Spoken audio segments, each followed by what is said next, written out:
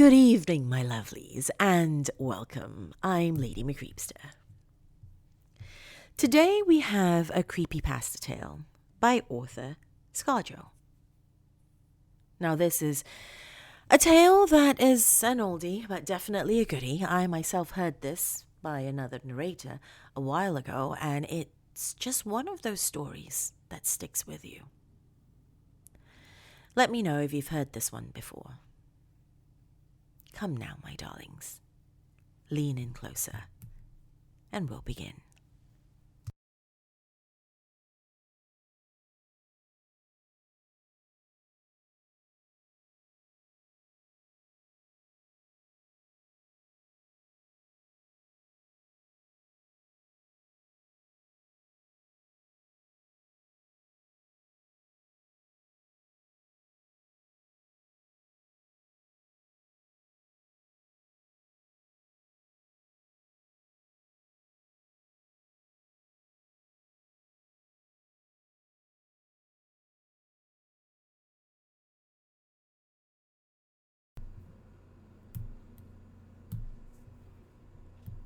Have you ever forgotten your phone?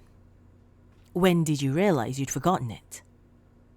I'm guessing you didn't just smack your forehead and exclaim, "Damn," apropos of nothing. The realization probably didn't dawn on you spontaneously.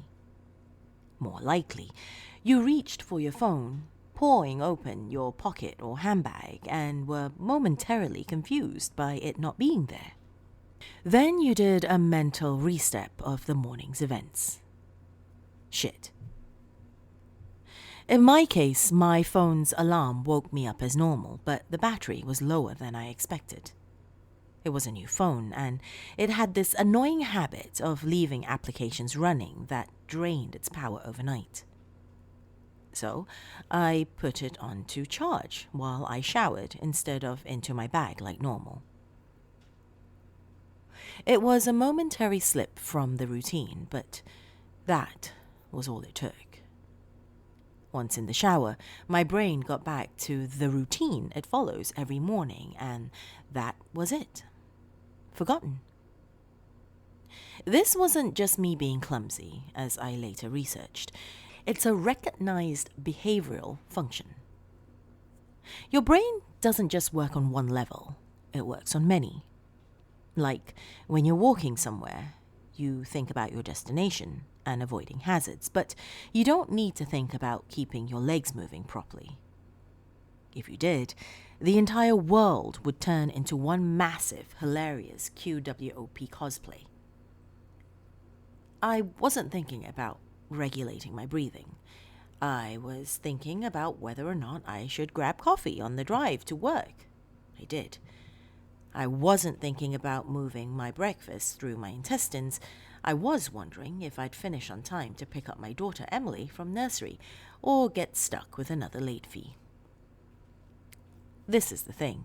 There's a level of your brain that quietly deals with routine so that the rest of it can think about other things. Think about it. Think about your last commute. What do you actually remember? Little, if anything, probably. Most common journeys blur together, and recalling anyone in particular is scientifically proven to be difficult. Do something often enough and it becomes routine. Keep doing it, and it stops being processed by the thinking bit of the brain, getting relegated to another part dedicated to dealing with it. Your brain keeps doing it without you thinking about it. Soon, you think about your route to work as much as you do keeping your legs moving when you walk. As in, not at all. Most people call it autopilot, but there's a danger there. If you have a break in your routine, your ability to remember and account for the break is only as good as your ability to stop your brain going into routine mode. My ability to remember my phone being on the counter was only as reliable as my ability to stop my brain entering morning routine mode, which would dictate that my phone is actually in my bag. But I didn't stop my brain entering routine mode. I got in the shower as normal. routine started. Exception forgotten. Autopilot engaged. My brain was back in the routine. I showered, I shaved. The radio forecast amazing weather.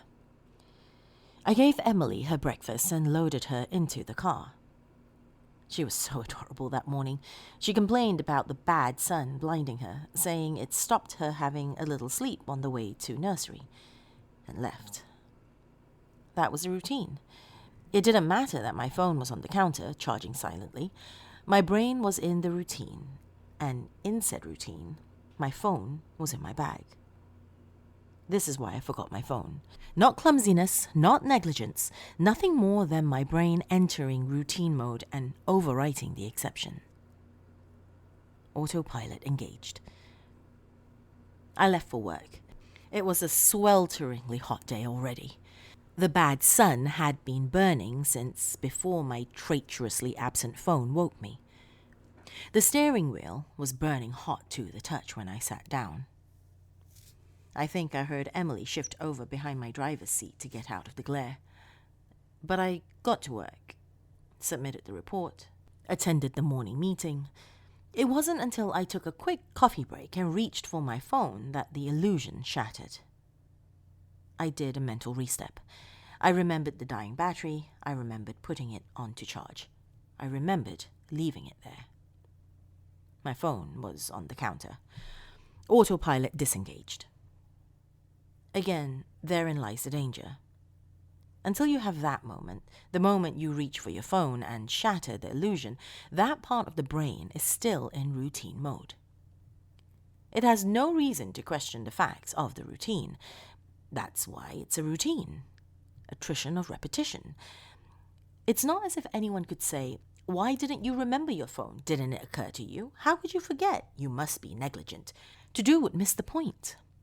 My brain was telling me that the routine had been completed as normal, despite the fact that it hadn't. It wasn't that I forgot my phone. According to my brain, according to the routine, my phone was in my bag. Why would I think to question it? Why would I check?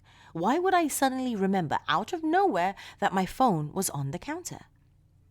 My brain was wired into the routine, and the routine was that my phone was in my bag. The day continued to bake. The morning haze gave way to the relentless fever heat of the afternoon.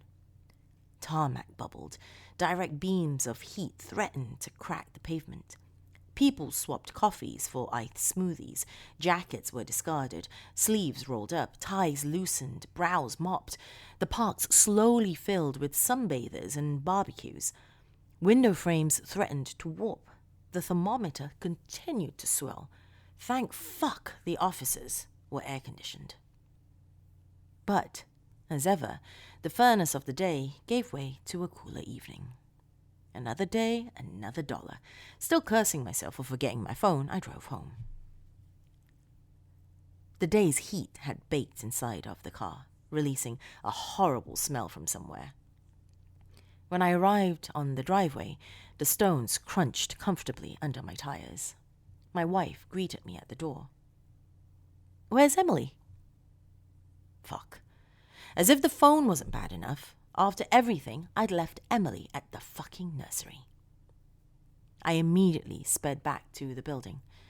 I got to the door and started practicing my excuses, wondering vainly if I could charm my way out of a late fee. I saw a paper stuck to it.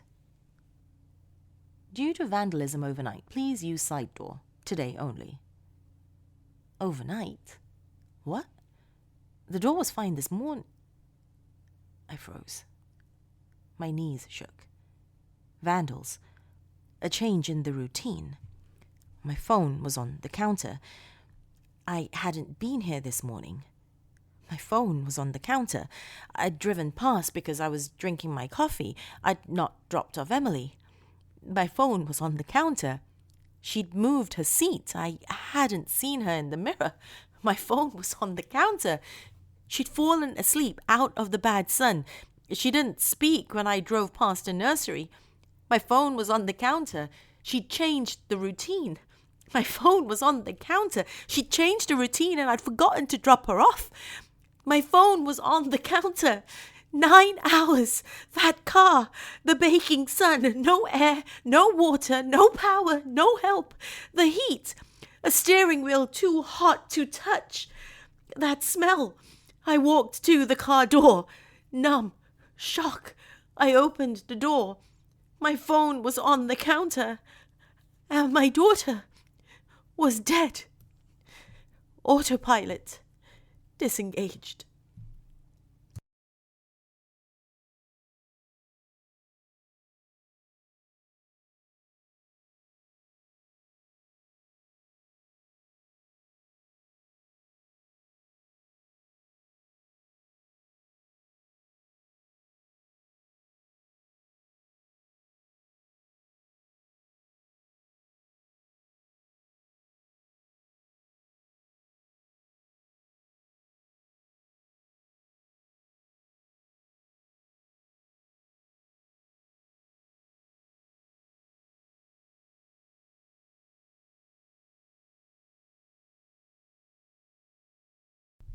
Have you heard this one before, my dears?